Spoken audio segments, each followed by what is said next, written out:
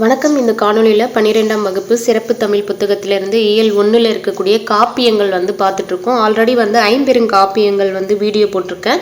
அதனுடைய லிங்க் கீழே டிஸ்கிரிப்ஷனில் கொடுக்குறேன். பார்க்காதவங்க அதை பார்த்துட்டு ஐஞ்சிறு காப்பியங்கள் கண்டினியூ பண்ணுங்கள். ஐஞ்சிறு காப்பியங்கள். ஸோ ஐஞ்சிறுங்காப்பியங்கள் எதை சொல்லுவோம் அப்படின்னு பார்த்தீங்கன்னா, ஐம்பெருங்காப்பியங்கள்னா அறம், பொருள், இன்பம், வீடு, பேரு இதுக்கான எல்லா விஷயங்களையுமே சொல்லியிருந்தா அதை ஐம்பெருங்காப்பியன்னு சொல்லுவோம். இதுல இந்த நான்குல அறம், பொருள், இன்பம், வீடு, பேரு அல்லது வீடுன்னு கொடுப்பாங்க. எது கொடுத்தாலும் சேம் தான். இந்த 4 விஷயங்கள்ல ஒன்றோ இல்ல சிலவோ குறிப்பிடாம மீதி விஷயங்களை சொல்லியிருந்தா அது சிறுகாப்பியம் அப்படின்னு சொல்லுவோம். இந்த சிறுகாப்பியங்கள் எத்தனை இருக்குன்னா 5 இருக்கு. உதயகுமார காவியம், நாககுமார காவியம், யசோதர காவியம், சூளாமணி, நீலகேசி. ஸோ ஐஞ்சிறு காப்பியங்கள். ஐம்பெருங்காப்பியங்கள்னாலும் 5 தான், ஐஞ்சிறு காப்பியங்கள்னாலும் 5 தான். எதுன்னா உதயகுமாரன காவியம், நாககுமார காவியம், யசோதர காவியம், சூளாமணி, நீலகேசி என்பது ஐஞ்சிறு காப்பியங்கள். இந்த 5மே எந்த சமயத்தை தழுவி இருக்குன்னா சமண சமயம். ஐம்பெருங்காப்பியங்கள்ல பாத்தீங்கன்னா மணிமேகலையும் குண்டலகேசி மட்டும் பௌத்த சமயம் அல்லது புத்த சமயம் அப்படின்னு சொல்லுவோம். அதை தழுவி இருக்கும். பட் ஐஞ்சிறுங்காப்பியங்கள்ல எல்லா நூல்களுமே அந்த 5 காப்பியங்களுமே பாத்தீங்கன்னா சமண சமய காப்பியங்களாக இருக்கு. முதல்ல உதயகுமார காவியம். உதயகுமார காவியம் பாத்தீங்கன்னா எத்தனை காண்டங்களை கொண்டிருக்குன்னா 5 காண்டங்கள். இன்னொரு முக்கியமான விஷயம் என்னன்னா, ஐம்பெருங்காப்பியங்கள்ல காண்டங்கள் கொண்டிருக்கக்கூடிய ஒரே நூல் சிலப்பதிகாரத்துல மட்டும்தான் காண்டம் இருக்கும். 3 காண்டங்களை கொண்டிருக்கும். மணிமேகலையில காண்டம் என்ற ஒரு கான்செப்டே இருக்காது. சீவக சிந்தாமணியில இளம்பகங்கள் இடம் பெற்றிருக்கும். குண்டலகேசிலையும் வளையாபதியிலையும் பாத்தீங்கன்னா காண்டங்கள் பத்தி எதுவும் இருக்காது. ஸோ ஐம்பெருங்காப்பியங்கள்ல காண்டங்கள் பற்றி இருக்கக்கூடிய ஒரே நூல் சிலப்பதிகாரம். எத்தனை காண்டம்னா 3 காண்டம். ஐஞ்சிறு காப்பியங்கள்ல உதயகுமார காவியத்துல எத்தனை காண்டங்கள் இருக்குன்னா 6. இது எப்படி ஞாபகம் வச்சுக்கிறீங்கன்னா, உதயன் அப்படின்னாவே சூரியன் அப்படின்றது நம்மளுக்கு கிளிக் ஆகும் இல்லையா? அப்போ சூரியன் எத்தனை மணிக்கு நம்மளுக்கு பளிச்சுன்னு தெரியும்? மார்னிங் 6 மணிக்கு நம்ம பார்க்கலாம். ஸோ உதயம் ஆகுறது 6 மணிக்கு. 5 மணிக்கு உதயமானாலும் நம்மளுக்கு சூரியன் நல்லா தெரியுது. எப்போ தெரிவாங்க? 6 மணிக்கு தான் தெரிவாங்க. அப்போ உதயகுமார காவியம்னா 6 காண்டங்கள் அப்படின்றது ஞாபகம் வச்சுக்கோங்க. சேம் டைம் இந்த காவியம் பாத்தீங்கன்னா உதயன் அவர்களுடைய வரலாற்றையும், ஸோ அந்த பேர்லயே வர்றாங்க. ஸோ அவருடைய வரலாற்றையும் அவருடைய மகனான நரவாகனது வரலாற்றையும் சொல்றாங்க அப்படின்றத ஞாபகம் வச்சுக்கோங்க. உதயன் என்றது ஞாபகம் இருக்கும். நரவாகன் என்ற பேர் எப்படி ஞாபகம் வச்சுக்கிறீங்கன்னா, சூரியன் நல்லா சுட்டு இருக்கிற வெயில்ல வாகனத்துல பயணம் பண்ண எல்லாருமே சிரமப்படுவாங்க இல்லையா? இந்த 2 வீலர் பைக்ல டூ வீலர்ல போனோன்றவங்கெல்லாம் ரொம்ப ஐயோ இப்படி வெயிலா எப்படி வாகனத்துல போறது அப்படின்னு சொல்லுவாங்க.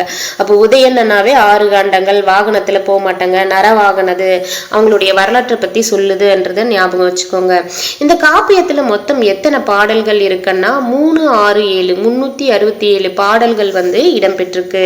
உதயகுமார காவியம் 6 காண்டங்கள். ஸோ நடுவுல 6 வரும்ன்றத ஞாபகம் வச்சுக்கோங்க. அதுக்கு முன்னாடி 3, 7ன்றத நீங்க பாத்துக்கோங்க. அந்த 6 காண்டங்கள் அந்த பாடல்கள்லயும் நடுவுல 6 என்ற நம்பர் வரும். அதுக்கு முன்னாடி ஒரு நம்பர், பின்னாடி ஒரு நம்பர். பட் அது 364. க்ளூ தாங்க கொடுக்குறேன். ஃபுல்லா ஷார்ட்கட் சொல்ல உங்களுக்கு ஈஸியா இருந்தா எடுத்துக்கோங்க. இல்ல உங்களுக்கு ஏதாவது பெட்டரா ஒரு க்ளூ கிடைக்குது, இல்ல ஒரு ஷார்ட்கட் கிடைக்குதுன்னா நீங்க அதை போட்டு அதை ஞாபகம் வச்சுக்கோங்க. ஸோ எத்தனை பாடல்கள் உதயகுமார காவியத்தில் இருக்குன்னா மொத்தம் 367 பாடல்கள் இருக்கு. இந்த நூல் பாத்தீங்கன்னா பெருங்கதை என்னும் காப்பியத்திலிருந்து வேறுபட்டது. ஸோ பெருங்கதை அப்படின்னு ஒரு காப்பியம் இருக்கு. அதுல இருந்து வேறுபட்டது தான் உதயகுமார காவியம் என்றதை சொல்றாங்க. ஸோ இந்த செய்தி இந்த சிறப்பு தமிழ்ல தான் கொடுத்துருக்காங்க. உதயகுமார காவியம் எந்த காப்பியத்திலிருந்து வேறுபட்டது அப்படின்னு கேட்டாங்கன்னா பெருங்கதை. இது எப்படி ஞாபகம் வச்சுக்கிறீங்கன்னா, இப்போ நம்மளுக்கு 9 கோள்கள், ஸோ இப்போ 8 கோள்கள் இருக்குன்னு சொல்றோம். அந்த கோள்கள்லவே எது பெருசுன்னா சூரியன் தான் பெருசுன்னு சொல்லுவோம். அப்போ பெருசு உதயகுமார காவியம். அதுவே அந்த பெருங்கதையில இருந்து வேறுபடுது அப்படின்ற மாதிரி கொஞ்சம் லிங்க் பண்ணி ஏதாவது ஒரு க்ளூ வச்சு ஞாபகம் வச்சுக்கோங்க. எக்ஸாம்ல கண்டிப்பா ஞாபகம் வரும். ஸோ உதயகுமார காவியம் எதுல இருந்து வேறுபடுதுன்னா பெருங்கதை என்னும் காப்பியத்திலிருந்து வேறுபட்டது. இதனுடைய ஆசிரியர் யாருன்னா தெரியல. ஐஞ்சிறு காப்பியங்கள்ல உதயகுமார காவியத்துக்கு ஆசிரியர் தெரியல. என்ன பாவால அமைஞ்சிருக்கு உதயகுமார காவியம்னா விருத்தப்பாவால அமைஞ்சிருக்கு. விருத்தப்பாவால அமைஞ்சிருக்கு. உஜ்ஜயினி நாட்டின் வளத்தையும் பெருமையையும் எடுத்திரும்புகிறதுன்னு சொல்லியிருக்காங்க. எதுன்னா இங்கே கொடுத்திருக்கக்கூடிய பாடல் வரிகள் வந்து உஜ்ஜயினி நாட்டின் வளத்தை வந்து சொல்றாங்க.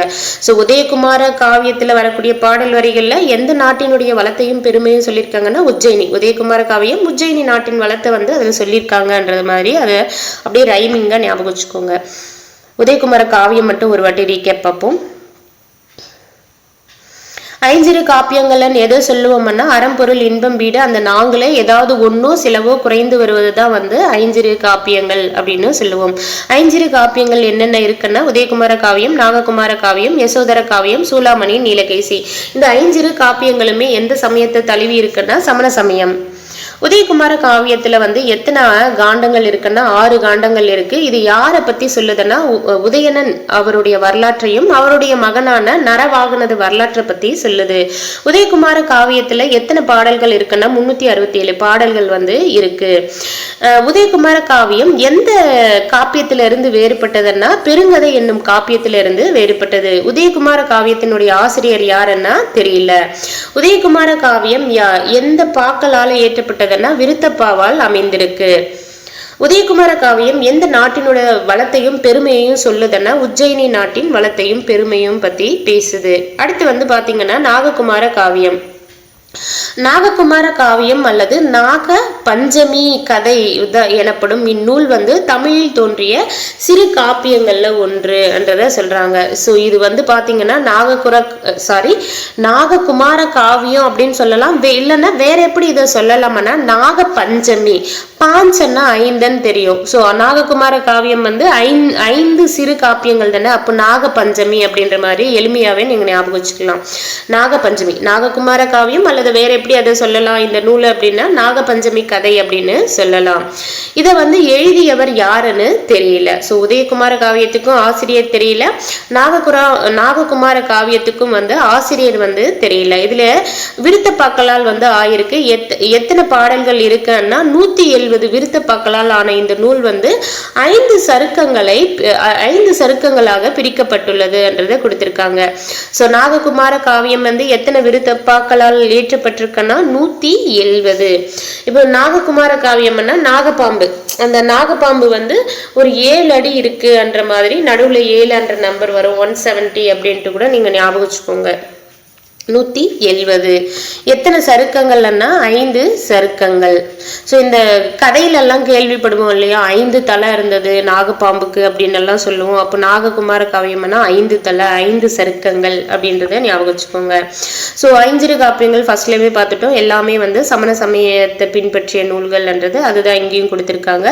இளமை காலத்தில் இன்பம் துய்ப்பதிலேயே தனது காலத்தை கழித்த நாககுமாரன். ஸோ நாககுமாரன் என்ன பண்றாரு, அவருடைய இளமை காலத்துல வந்து நல்ல ஜாலியா இருந்து அந்த இன்பத்திலவே வந்து காலத்தை வந்து கழிச்சிருக்காரு. அவருடைய இறுதி காலத்துல என்ன பண்ணிருக்காருன்னா வாழ்க்கை வந்து நிலையாமையை உணர்ந்து துறவு மேற்கொள்வதே இக்கதை. ஸோ எல்லாம் ஆடுற வரைக்கும் ஆட வேண்டியது, கடைசியில வந்து துறவரம் வந்து மேற்கொள்ள வேண்டியது. ஸோ இப்படிதான் வந்து அமைஞ்சிருக்கு. ஸோ இதை வந்து ஞாபகம் வச்சுக்கோங்க. நாககுமார காவியம் வந்து வேற எப்படி அழைக்கலாம்னா நாகபஞ்சமி. ஸோ இதில் முக்கியமான டீட்டெயில் இது மட்டும்தான். நாககுமார காவியம் மட்டும் ஒரு வாட்டி பார்ப்போம். நாககுமார காவியத்தை வேற எப்படி அழைக்கலாம் அப்படின்னா நாகபஞ்சமி கதை. இதனுடைய ஆசிரியர் யாருன்னா தெரியல. எத்தனை விருத்தப்பாக்களால் ஏற்றப்பட்டிருக்கு நாககுமார காவியம்னா 170. எத்தனை சருக்கங்களை கொண்டது நாககுமார காவியம்னா 5 சருக்கங்களை கொண்டது. உதயகுமார காவியத்துக்கு நம்ம பார்த்தது வந்து 6 காண்டங்கள், இங்க வந்து 5 சருக்கங்கள். அங்க வந்து 367 பாடல்கள் இடம்பெற்றிருக்கும், இங்க 170 பாடல்கள் வந்து இடம்பெற்றிருக்கு. அடுத்து வந்து இது எதை பத்தி சொல்லுதுன்னா நாககுமாரன். ஸோ நாககுமார காவியம் நாககுமாரன் அவர் வந்து இளமை காலத்துல வந்து நல்ல இன்பத்திலேயே வந்து வாழ்ந்திருக்காரு. இறுதி காலத்துல வந்து வாழ்வினுடைய நிலையாமையை உணர்ந்து துறவு வந்து மேற்கொண்டிருக்காங்க. அதுதான் வந்து இந்த கதை என்றதை சொல்லி முடிச்சிருக்காங்க. அடுத்து வந்து யசோதர காவியம். யசோதரன் என்ற மன்னனுடைய வாழ்க்கை வரலாற்று சொல்றதுதான் வந்து யசோதர காவியம்.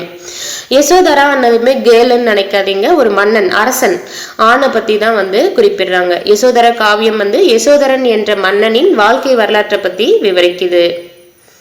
இதுக்கும் வந்து ஆசிரியர் பெயர் வந்து தெரியல. இப்ப நம்ம ஐம்பெருங்காப்பியங்கள்ல வந்து பாத்தீங்கன்னா ஒரே ஒரு நூலுக்கு மட்டும்தான் வந்து ஆசிரியர் பெயர் வந்து யாருன்னே தெரியாது. ஆனா ஐஞ்சிறு காப்பியங்கள்ல பாத்தீங்கன்னா ஒரே ஒரு நூலுக்கு மட்டும்தான் ஆசிரியர் பெயர் தெரியும், மீதி யாருக்குமே வந்து தெரியாது.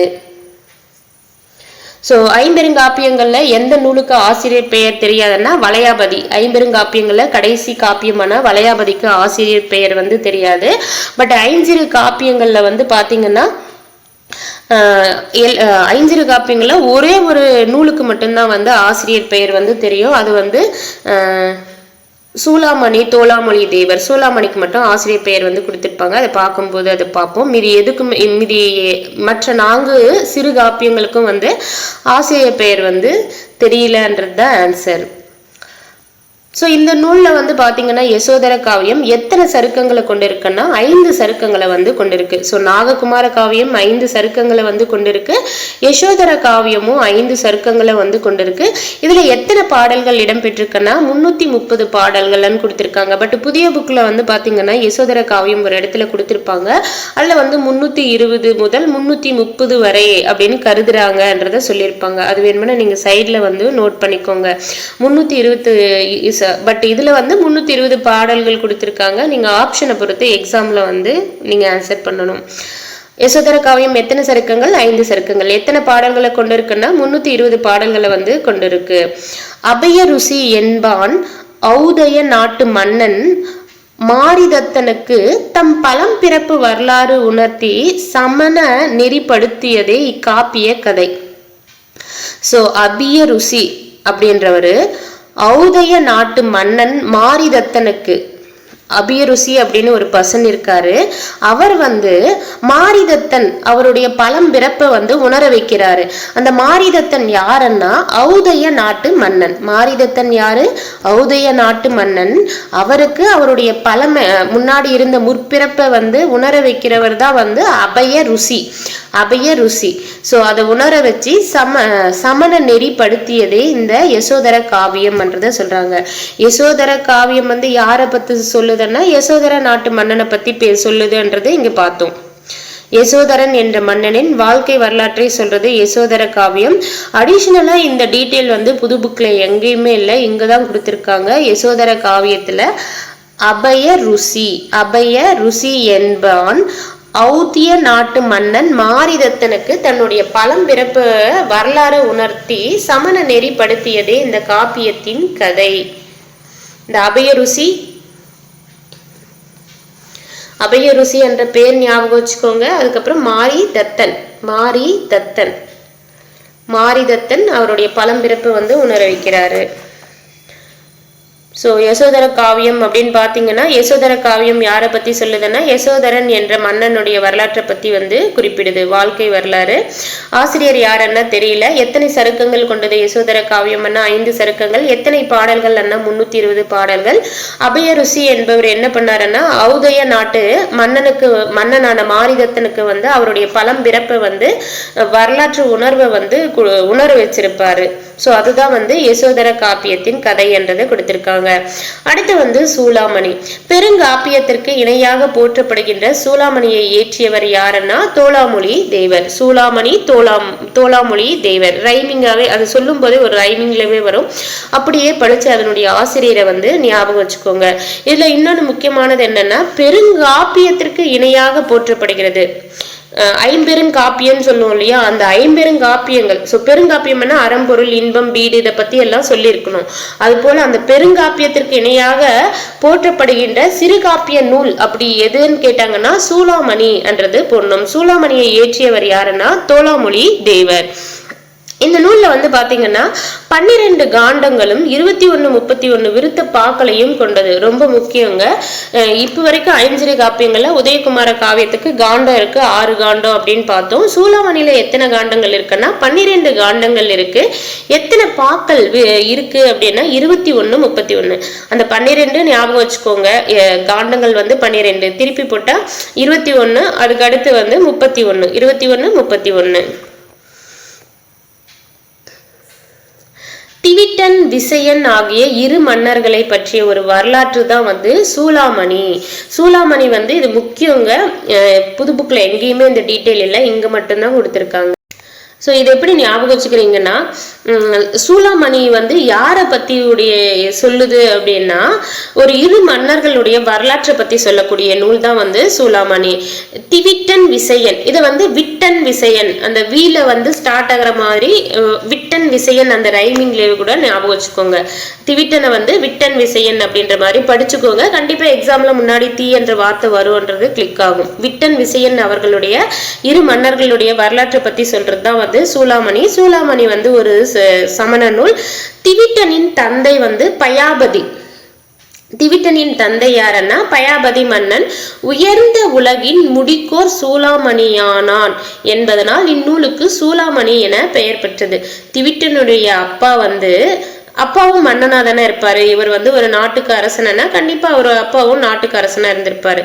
அந்த திவிட்டனுடைய அப்பா யாருன்னா பயாபதி. பயாபதி அப்படின்ற மன்னன். அவர் வந்து என்ன சொல்லியிருக்காங்க, உயர்ந்து உலகின் முடிக்கோர் சூளாமணியானான். ஸோ உலகத்திற்கே வந்து உயர்ந்த அந்த முடிசூட்டு விழா அப்படின்னு எல்லாம் அந்த காலத்துல மன்னர்கள் வந்து சொல்லுவாங்க இல்லையா, அது போல ஒரு மீனிங்ல வருது.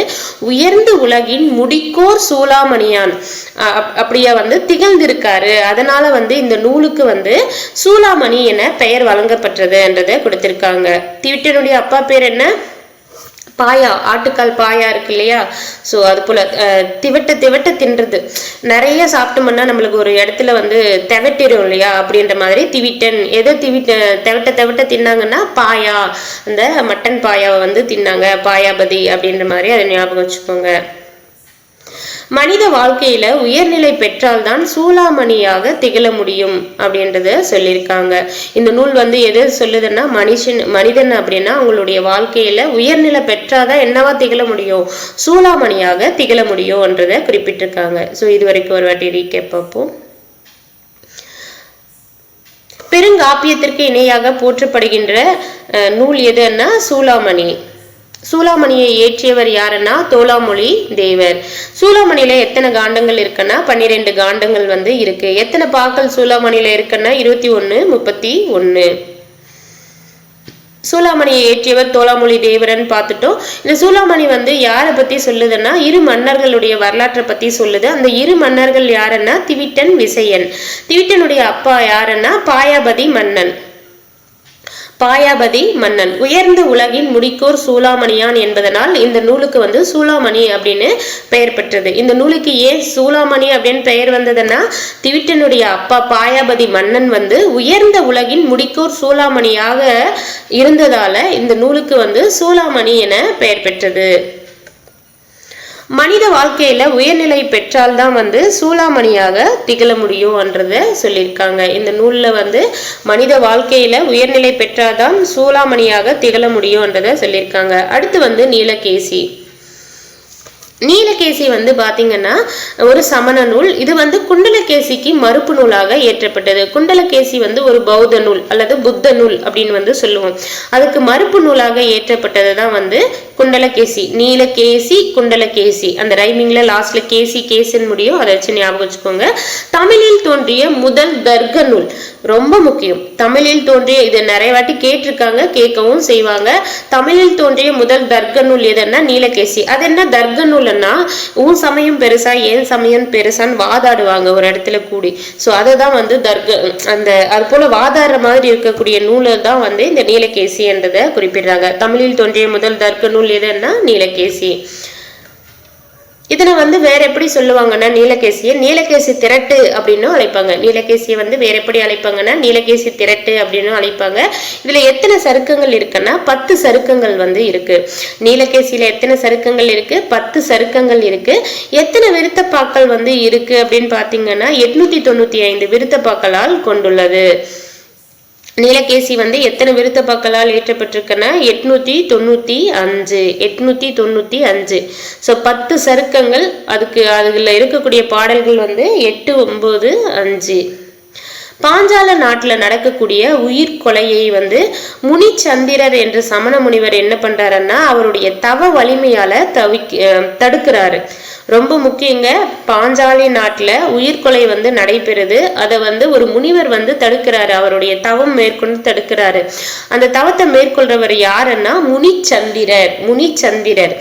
அந்த அவருடைய தவத்தை கலைக்கணும் அப்படின்ட்டு நீலி வந்து அந்த தவத்தை வந்து கலைக்கணும்ன்றதுக்காக பழையனூர் நீலி என்பவங்க அரசிய போல வேடமிட்டு இந்த முனிவருடைய தவத்தை வந்து கலைக்க வந்து முயற்சி பண்றாங்க. ஆனா அந்த முயற்சி வந்து தோல்வியுற்றதால அதுக்கப்புறம் வந்து அந்த முனிவரை அந்த நீலியே வந்து கல்யாணம் பண்ணிக்கிறாங்க.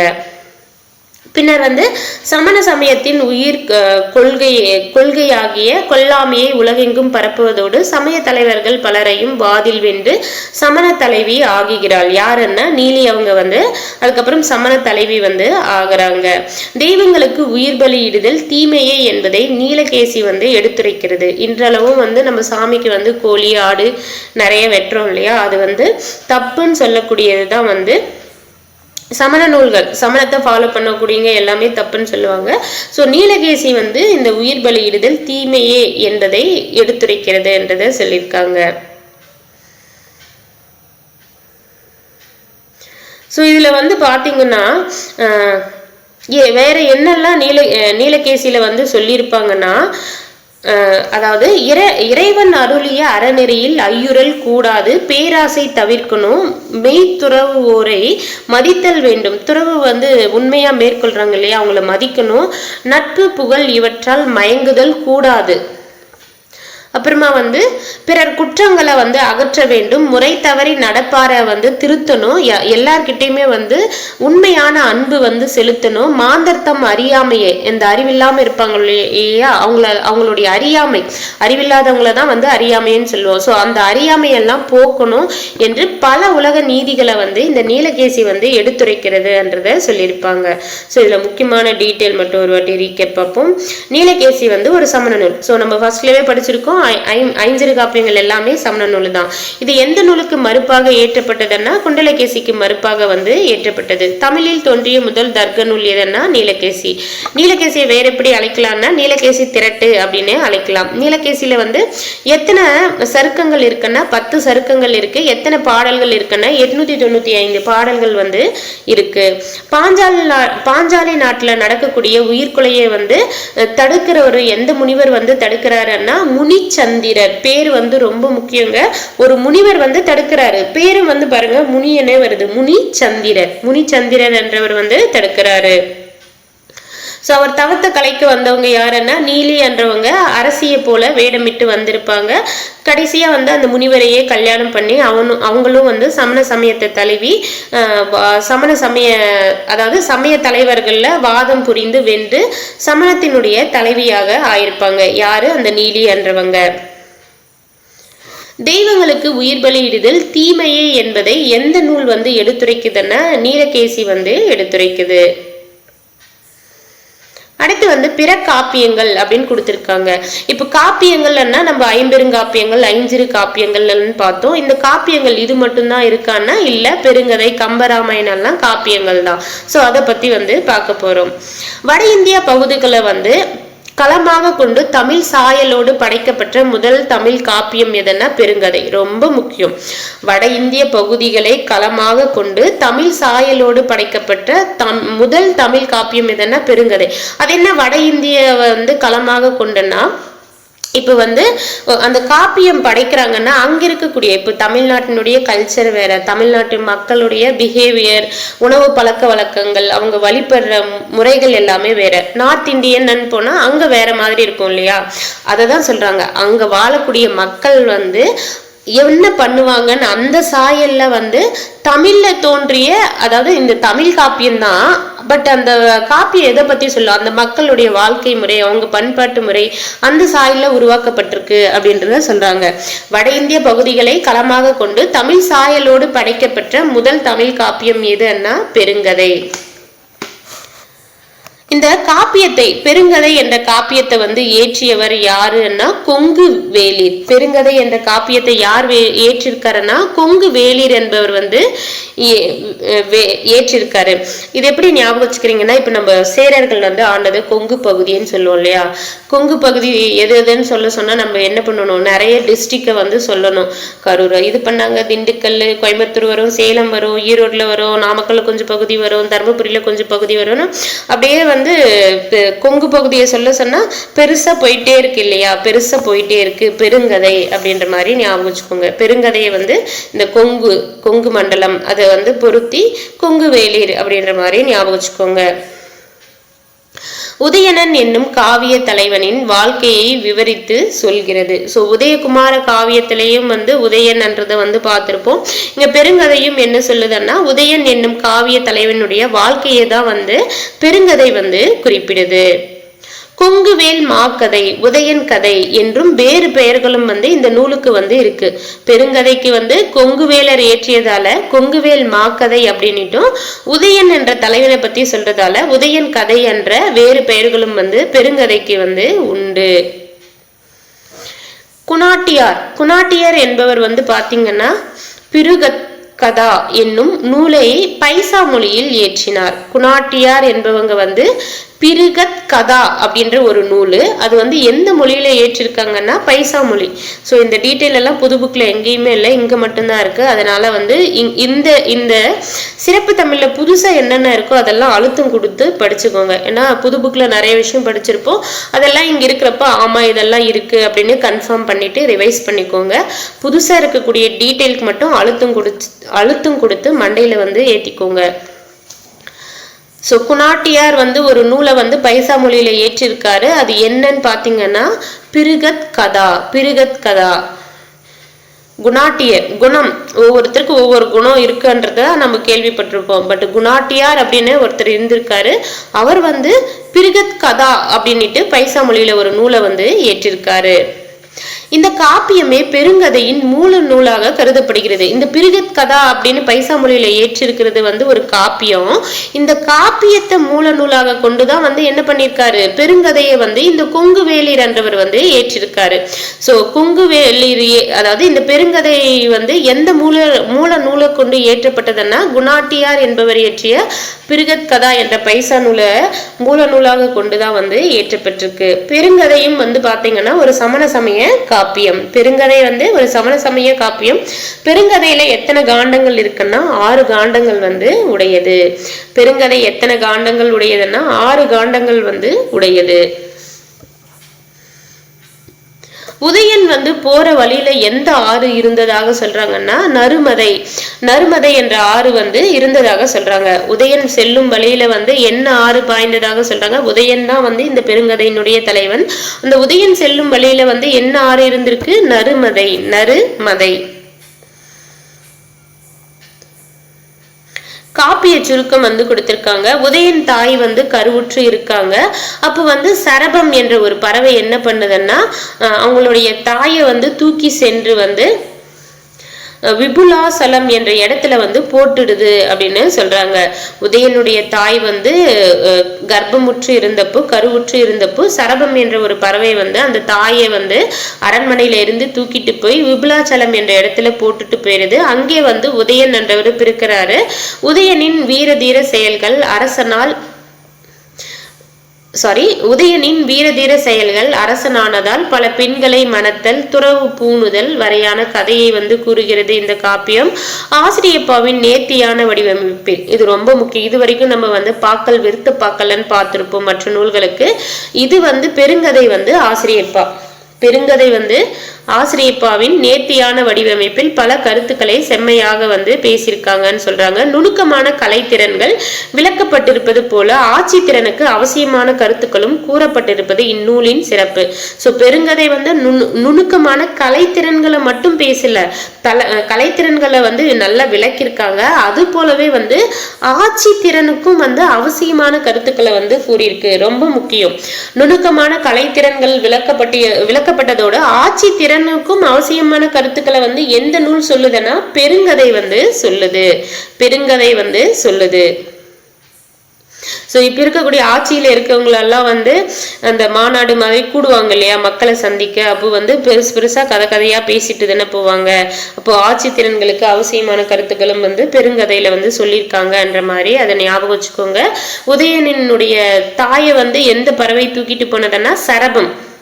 தாயை வந்து நம்ம சாரப்பாம்பு அப்படின்னு கேள்விப்பட்டிருப்போம். பட் இங்க வந்து பாத்தீங்கன்னா சரபம் அப்படின்ற ஒரு பறவை வந்து தூக்கிட்டு போய் எங்க போட்டிருக்கு, விபுலாசலம் என்ற இடத்துல வந்து போட்டிருக்கு. ஸோ நீங்க ஃபர்ஸ்ட்ல படிக்கும்போது இது வந்து மண்டையில வந்து படிப்போம், பட் மண்டையில இருக்கா அப்படின்னு கேட்டா நம்மளுக்கே ஒரு டவுட் வரும். அதனால நீங்க ஃபர்ஸ்ட் டைம் வாசிக்கும் போது நீங்க ஒவ்வொரு காப்பியுமா வாசிக்கும் போதே ஒரு 2 times 3 times வந்து ரிப்பீட்டடா வாசிச்சு விட்டுருங்க. அப்போ உங்களுக்கு எளிமையா ஒரு தெளிவு கிடைக்கும். ஸோ இந்த கேரக்டர்னா இந்த காப்பியத்துல தான் வர்றாங்க, இந்த கேரக்டர் போது இந்த காப்பியத்துல தான் வருவாங்கன்றது உங்களுக்கு வந்து மைண்ட்ல வந்து ஸ்டோர் ஆயிரும். ஸோ நீங்கள் ஃபர்ஸ்ட்ல வாசிக்கும் போதே ஒரு 3 டைம் ரிப்பீட்டடாக வந்து வாசிங்க. இப்போ தனித்தனியாக இப்போ நான் ஒரு காப்பியம் சொல்லிட்டு அதுக்கான ரிவிஷன் கொடுக்குறேன் இல்லையா, அதே போலவே வந்து நீங்கள் அந்த காப்பியம் முடிச்சுட்டு ஸோ இதில் என்ன கேரக்டர் வருதுன்னு யோசிங்க. அதுக்கப்புறம் வந்து முன்னாடி வந்து யசோதர காப்பியத்தில் என்ன பார்ப்போம், யசோதரனை பற்றி பேசினது, சூளாமணியில் வந்து என்ன பார்த்தோம், ஒரு 2 மன்னர்கள் பற்றி பேசினாங்க, அந்த விருட்டன் அப்படின்ற மாதிரி வரும் இல்லையா. ஸோ அது போல யோசிச்சு பாருங்க, உங்களுக்கு ஒரு தெளிவு கிடைக்கும். நீங்க அப்படியே வாசிச்சுட்டு போகும்போது உங்களுக்கு அடுத்த வாட்டி படிக்கிறப்போ புதுசாக தான் இருக்கும். அது வந்து பார்த்துக்கோங்க. ஸோ இதை மட்டும் ஒரு வாட்டி ரீகேப் பார்ப்போம். பெருங்கதை. வட இந்தியா பகுதிகளை களமாக கொண்டு தமிழ் சாயலோடு படைக்கப்பட்ட முதல் தமிழ் காப்பியம் எதுன்னா பெருங்கதை. பெருங்கதையை இயற்றியவர் யாருன்னா கொங்கு வேளிர். இந்த பெருங்கதையினுடைய காப்பிய தலைவன் யாருன்னா உதயன் என்றவர் தான் வந்து காப்பிய தலைவன். பெருங்கதையை வேற எப்படி அழைப்பாங்கன்னா கொங்குவேல் மாக்கதை, உதயன் கதை அப்படின்னு குறிப்பிடுவாங்க. குணாட்டியர் என்பவர் பைசா மொழியில ஒரு நூலை ஒரு காப்பியத்தை வந்து ஏற்றிருப்பாரு. அது என்ன காப்பியம்னா பிருகத் கதா. பெருங்கதை வந்து எந்த காப்பியத்தை மூல நூலாக கொண்டு ஏற்றப்பட்டது அப்படின்னு பாத்தீங்கன்னா குணாட்டியார் எழுதிய பிருகத் கதா என்ற நூலை வந்து மூல நூலாக கொண்டு ஏற்றப்பட்டது. பெருங்கதை வந்து எந்த சமயத்தை தழுவுகிறதுன்னா ஒரு சமண சமய காப்பியம். பெருங்கதை வந்து எத்தனை காண்டங்களை கொண்டிருக்குன்னா 6 காண்டங்களை வந்து கொண்டிருக்கு. உதயணன் செல்லும் வழியில வந்து எந்த ஆறு வந்து பாய்ந்தது அப்படின்னு பாத்தீங்கன்னா நருமதை.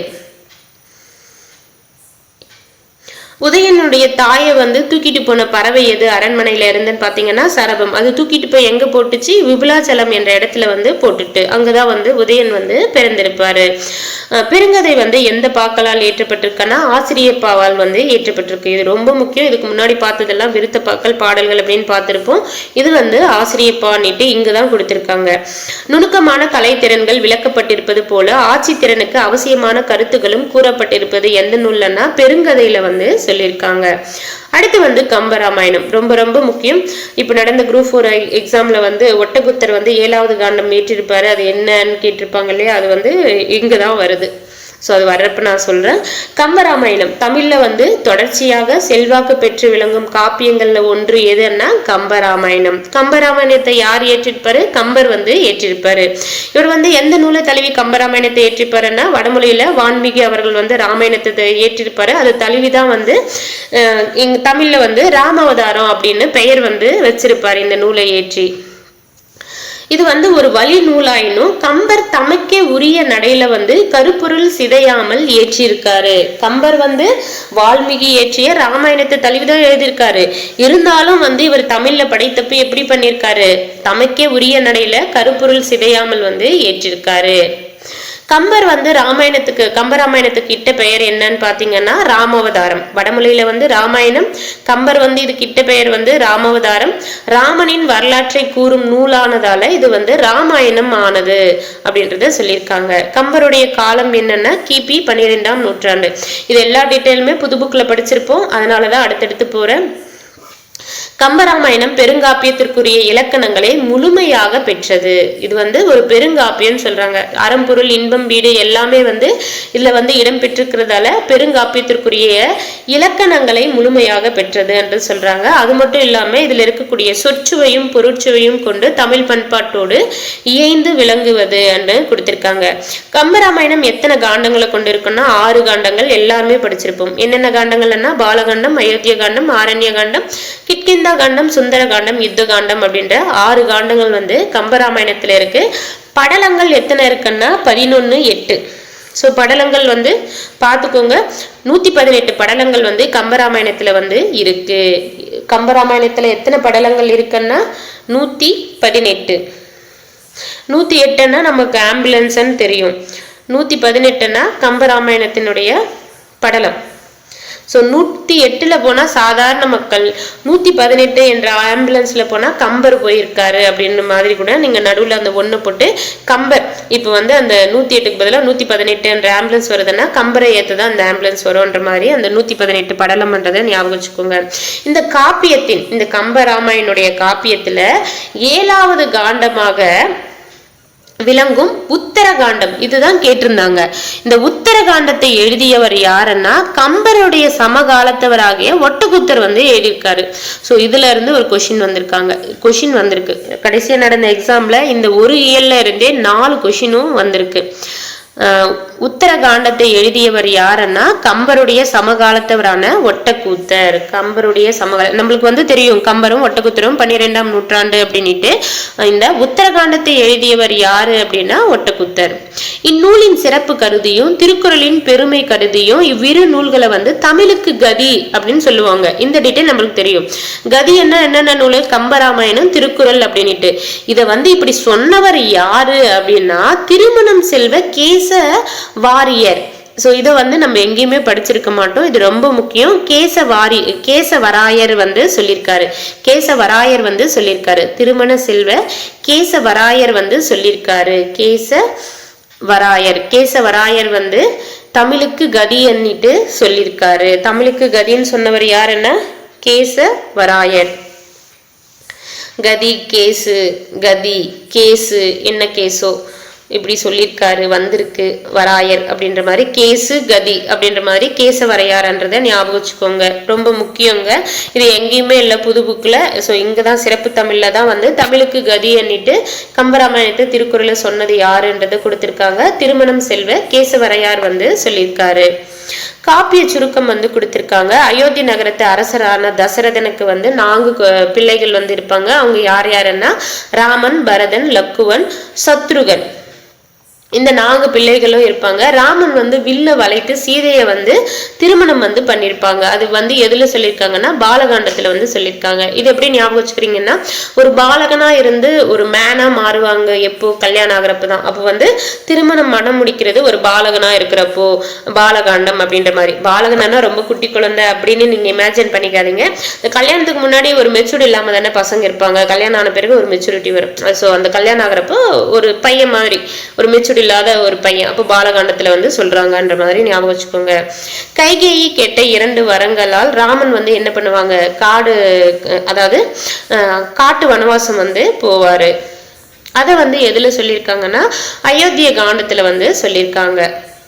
ஸோ அவர் காட்டுக்கு வனவாசம் போறது வந்து எதுல சொல்லியிருக்காங்க, அயோத்திய காண்டம். ராவணன் என்ன பண்ணுவாரு, அங்க வந்து சீதையை கவர்ந்துட்டு வந்து போவாங்க இல்லையா, அது வந்து ஆரண்ய காண்டம். ராமன் வந்து சீதையை வந்து கவர்ந்துட்டு போறப்போ அங்க யாருமே, அதாவது ராமனும் இருக்க மாட்டாங்க, லக்வனும் இருக்க மாட்டாங்க இல்லையா, யாருமே இல்லை ஆரண்ய காண்டம் அப்படின்ற மாதிரி அதை ஞாபகம் வச்சுக்கோங்க. சீதையை தேடி செல்லும் ராமன் வாலியை கொன்று சுக்ரீவன் அனுமன் நட்பை வந்து பெறுவது எங்கன்னா கிட்கிந்தா காண்டம். ஸோ வாலியை கொன்று சுக்ரீவனையும் அனுமனையும் வந்து நட்பாக பெறுவது எதுன்னா கிட்கிந்தா காண்டம். சுக்ரீவன் அனுமன் கிட்கிந்தா காண்டம். சுந்தர காண்டத்துல வந்து ராவணனை அழித்து ராமனை பிரிந்த சீதையின் நிலை அனுமனின் ஆற்றல் ஆகியன சுந்தர காண்டம். சுந்தர காண்டத்துல வந்து முழுக்க அனுமன் வந்து ஒரு மோதிரத்தை கொண்டு போய் வந்து நான் ராமன் அனுப்பிய தூதர் தான் அப்படின்ற மாதிரி ஒரு கனையாளின்னு சொல்லுவாங்க. அந்த மோதிரத்தை அது சீதை கிட்ட எல்லாம் கொடுத்திருப்பாங்க. அதெல்லாம் வந்து சுந்தர காண்டத்துல தான் வரும். அப்போ அனுமன் பத்தி வந்து எந்த காண்டத்துல குறிப்பிடுறாங்கன்னா சுந்தர காண்டம். கிட்கிந்த காண்டத்துல வந்து அவங்க அனுமன் கிட்டையும் சுக்ரீவன் கிட்டையும் நட்பு பெறத பத்தி சொல்லியிருக்காங்க. அதுக்கப்புறம் ராவணனை வந்து அழிச்சு சீதையை மீட்கிறது வந்து யுத்த காண்டத்துல வந்து குறிப்பிட்டிருக்காங்க. ஸோ கம்பராமாயணம் மட்டும் ஒரு வாட்டி ரீகேப் பார்ப்போம். தமிழ்ல தொடர்ச்சியாக செல்வாக்கு பெற்று விளங்கும் காப்பியம் எதுன்னா கம்பராமாயணம். கம்பராமாயணம் யாரால் இயற்றப்பட்டதுன்னா கம்பர். இந்த கம்பராமாயணம் வந்து எந்த நூலை தழுவி எழுதப்பட்டதுன்னா வடமொழியில வால்மீகி அல்லது வான்மீகி என்னாலும் சேம்னா அவர் இயற்றிய ராமாயணத்தை தழுவி எழுதப்பட்டது. இதுக்கு வந்து வால்மீகி வந்து அங்க ராமாயணம் பெயர் வச்சிருப்பாங்க. கம்பர் வந்து இந்த நூலுக்கு என்ன பெயர் வைத்திருப்பாருன்னா ராமாவதாரம் அப்படின்னு பெயர் வச்சிருப்பாங்க. ஏன் ராமாவதாரம் பெயர் வச்சாருன்னா ராமனினுடைய வரலாற்று சொல்றதால ராமாயணம் அப்படின்னு பெயர் வச்சாங்க. கம்பருடைய காலம் எதுன்னா கிபி 12ஆம் நூற்றாண்டு.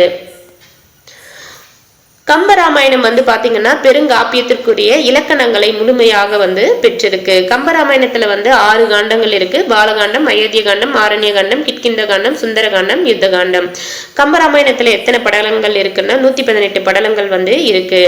கம்பராமாயணத்துல 7வது காண்டமாக இருக்கக்கூடிய உத்தர காண்டத்தை வந்து இயற்றியவர் யாருன்னா கம்பரின் சமகாலத்தவரான ஒட்டகுத்தர் வந்து ஏற்றிருப்பாரு. அதாவது திருக்குறள் கம்பராமாயணத்தின் இந்த நூல்களுடைய சிறப்பை கருதி திருக்குறளின் பெருமை கருதி, அதாவது கம்பராமாயணத்தினுடைய சிறப்பை கருதி திருக்குறளின் பெருமை கருதி இந்த இரு நூல்களுக்கு வந்து தமிழுக்கு கதி அப்படின்னு சொன்னவர் யாரு அப்படின்னு பாத்தீங்கன்னா திருமண செல்வ கேசவரையார் வந்து சொல்லியிருப்பாரு. திருமணம் செல்வ கேசவரையார். தசரதன் வந்து எங்க வந்து ஆட்சி புரிஞ்சிட்ட ஒரு அரசன் அப்படின்னு பாத்தீங்கன்னா அயோத்தி. தசரதனுக்கு எத்தனை குழந்தைகள் அப்படின்னு பாத்தீங்கன்னா ராமன், பரதன், லக்குவன், சத்ருகன். ராமன் வந்து எதை வந்து வளைச்சு சீதையை வந்து கல்யாணம் பண்ணுவாருன்னா வில்லை வந்து வளைத்து வந்து சீதையை கல்யாணம் பண்ணுவாரு. அதை வந்து எந்த காண்டத்துல சொல்லியிருக்காங்கன்னா பாலகாண்டம். கைகேயி வந்து ஒரு 2 வரங்கள் பெற்றிருப்பாங்க. அந்த வரத்தின் மூலமா தான் ராமனை வந்து காட்டுக்கு அனுப்புவாங்க. அது வந்து எந்த காண்டத்துல சொல்லியிருக்காங்கன்னா அயோத்திய காண்டம்.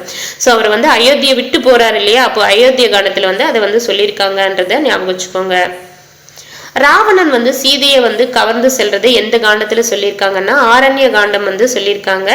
அதுக்கப்புறம் வந்து சீதையை தேடி செல்ற ராமன் வந்து வாலியை வந்து கொன்று சுக்ரீவனையும் அனுமனையும் வந்து நட்பு அவங்களுடைய நட்பை வந்து பெறுவாங்க. அதை வந்து கிட்கிந்தா காண்டத்துல வந்து சொல்லியிருக்காங்க. சுந்தர காண்டத்துல ராமன் பிரிந்த சீதையின் நிலை, அனுமனின் ஆற்றல் வந்து எந்த காண்டத்துல சொல்லியிருக்காங்கன்னா சுந்தர காண்டத்துல வந்து சொல்லியிருக்காங்க. ராவணனை அழித்த சீதையை மீட்பது எந்த காண்டத்துல சொல்லியிருக்காங்க அப்படின்னா யுத்த காண்டத்துல வந்து சொல்லியிருக்காங்க. அடுத்து வந்து பாத்தீங்கன்னா பெரிய புராணம்.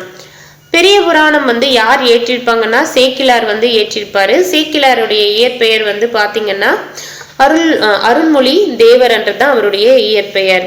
பெரிய புராணம் வந்து எந்த நூல்களை கொண்டு மூல நூல்களாக கொண்டு ஏற்றிருப்பாருன்னா திருத்தொண்டர் புராணம். சேக்கிலார் வந்து இந்த பெரியார் புராணம் அப்படின்ட்டு அதுக்கப்புறம் அதனுடைய பெருமை காரணமாக அழைச்சிருப்பாங்க. பட் சேக்கிலார் வந்து இந்த நூலுக்கு இட்ட பெயர் என்னன்னு பாத்தீங்கன்னா திருத்தொண்டர் புராணம் அப்படின்னு சொல்லியிருப்பாங்க. இந்த திருத்தொண்டர் புராணம் வந்து பெருங்காப்பிய இலக்கியங்களை வந்து பெற்றிருக்குன்னு சொல்றாங்க. சேம் டைம் வந்து இது வந்து ஒரு சைவ காப்பியமாகும். பெரிய புராணம் வந்து பாத்தீங்கன்னா ஒரு சைவ காப்பியம். சுந்தரர் வந்து திருத்தொண்ட தொகை நூலை வந்து ஏற்றிருப்பாரு. நம்பியாண்டார் நம்பி என்பவர் வந்து திருத்தொண்டர் திருவந்தாதியை வந்து ஏற்றிருப்பாரு. இந்த 2 நூல்களை வந்து முதல் நூல்களாக கொண்டுதான் வந்து சேக்கிலார் வந்து இந்த திருத்தொண்டர் புராணத்தை வந்து ஏற்றிருப்பாங்க. ரொம்ப முக்கியம், கன்ஃபியூஸ் ஆகும், நிறைய வாட்டி ரிப்பீட்டடா கேட்டிருப்பாங்க. திருத்தொண்ட தொகை அப்படின்னா சுந்தரர், திருத்தொண்டர் திருவந்தாதி என்ன நம்பியாண்டார் நம்பி. இந்த ஃபர்ஸ்ட் லெட்டர் தி ரிப்பீட் ஆகுதுன்னா அவர் ஆத்தர் பேர்லயும் வந்து நம்பியாண்டார் நம்பி என்ற வார்த்தை ரிப்பீட் ஆகணும் அப்படின்ற மாதிரி அதை ஞாபகம் வச்சுக்கோங்க. அடுத்து வந்து பெரிய புராணமா திருத்தொண்டர் புராணம் அப்படின்னா அது பெரிய புராணம் சேக்கிலார் இயற்றியதை பத்தி தான் சொல்றாங்கன்றதை ஞாபகம் வச்சுக்கோங்க. தீத்தோ வந்து அது சுந்தரர். தீத்தோ திருத்தொண்டர் வர்றதுல தீயும் தொகையன் வர்றதுல தோ. தீத்தோ வந்தா சுந்தரர், திருத்தொண்டர் திருவந்தாதி, தீ வந்தா நம்பியாண்டார் நம்பி வரணும் ஆசிரியர் பெயர்ல. பெரிய புராணம் திருத்தொண்டர் புராணம். சேக்கிலார் வந்து திருத்தொண்டர் புராணம் தான் பெயர் வச்சிருப்பாரு. அதுக்கப்புறம் பெரிய புராணம் அப்படின்னு அழைச்சிருப்பாங்க. சோ அது வந்து பாத்துக்கோங்க.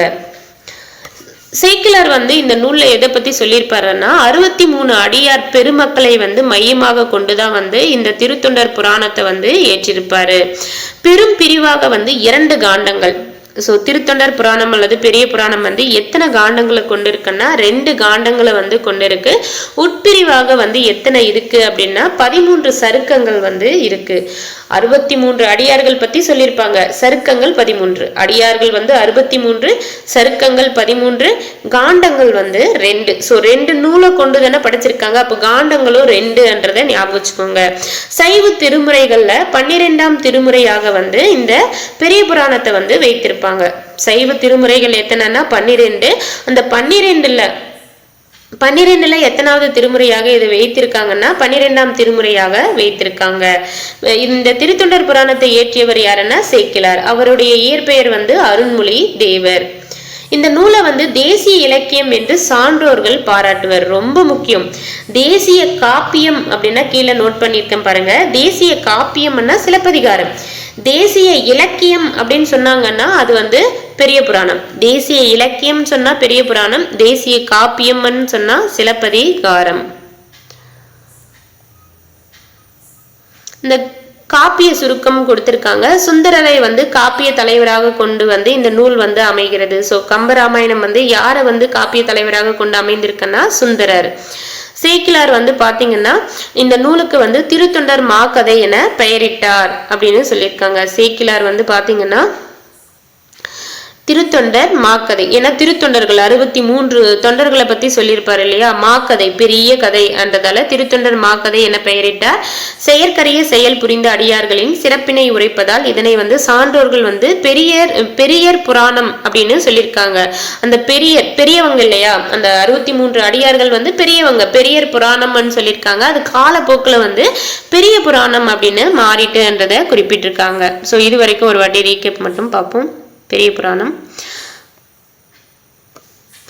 புராணத்தை வந்து எப்படி சொல்றான்னா திருத்தொண்ட புராணம் அப்படின்னு சொல்றான் அப்படின்னு சொல்லலாம். பெரிய புராணம் வந்து ஒரு பெருங்காப்பியம்னு சொல்றாங்க. இது என்ன சமயத்தை தழுவிய காப்பியம்னா சைவ சமயத்தை தழுவிய காப்பியம்.